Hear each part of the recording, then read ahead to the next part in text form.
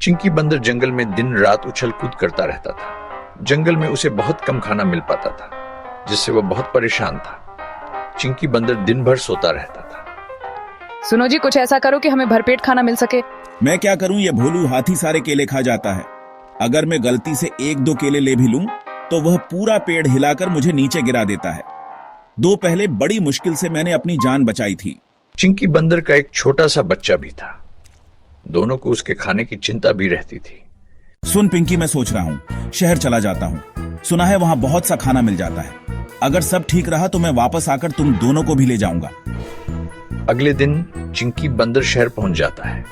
वहां उसे बहुत अच्छा खाना मिलने लगता है। कभी किसी की छत पर, कभी रास्ते पर वह फल और खाने का सामान उठाकर भाग लेता था। एक दिन चिंकी बंदर एक जगह पर बैठा आराम कर रहा था। तभी उसने देखा कि एक जादूगर जादू दिखा रहा है, जिसे देखकर सब लोग ताली बजा रहे थे और जादूगर को बहुत से पैसे दे रहे थे। चिंकी बंदर को यह काम बहुत पसंद आया। उसने सोचा, क्यों न मैं जादू सीख जाऊं, तो जंगल के जानवर मुझे भी खाना लाकर ले दिया करेंगे और मेहनत भी नहीं करनी पड़ेगी। अब चिंकी बंदर दिन में जादू के करतब सीखने लगा। धीरे धीरे उसे सब पता लग गया कि कैसे जादू दिखाया जा सकता है। जादूगर के पास बहुत सा सामान था। एक दिन रात के समय चिंकी बंदर ने जादूगर का कुछ सामान चुराकर एक पोटली में बांध लिया। जाते समय उसने उसकी टोपी भी चुरा ली और गांव की ओर चल दिया।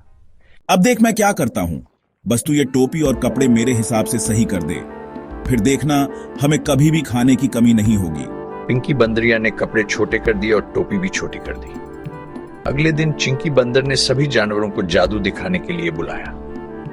चिंकी बंदर तैयार होकर हाथ में एक डंडा लेकर जादू दिखाने लगा। जंगल के भोले भाले जानवर उसके जादू को देखकर आश्चर्यचकित रह गए। चिंकी बंदर ने एक मेज में बीच में सुराख कर रखा था। उसने उस पर एक कपड़ा बिछा दिया था, जो कि बीच में से फटा हुआ था। भोलू हाथी, अपने केले यहाँ रखो, मैं जादू से आधे केले गायब कर दूंगा। भोलू हाथी ने कुछ केले रख दिए। इधर उसने पिंकी बंदरिया को सब समझा दिया था। वह मेज के नीचे बैठ गई और जैसे ही चिंकी ने केलों पर कपड़ा ढका, उसने मेज के सुराख से आधे केले निकल लिए। चिंकी ने कपड़ा हटाया तो वहां आधे ही केले थे। यह देखकर सब ताली बजाने लगे। मैं किसी का भी खाना गायब कर सकता हूँ। अगर तुम सब अपना खाना बचाना चाहते हो तो हर दिन मुझे अपने खाने का आधा दे जाया करो। यह सुनकर सभी जानवर डर गए। अगले दिन से सब अपना आधा खाना चिंकी बंदर के पास रख जाते थे। चिंकी, पिंकी और उनके बच्चे के मजे आ गए। तीनों मिलकर मजे से खाना खाते सुताता था। इसी तरह में बीत रहा था।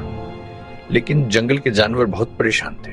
वे बड़ी मुश्किल से खाना इकट्ठा खाना उन्हें चिंकी को देना पड़ता था। एक दिन शहर से मिट्टूता अपने घर आया। वह शहर में एक सर्कस में काम करता था। शहर से बहुत सा सामान लाया था।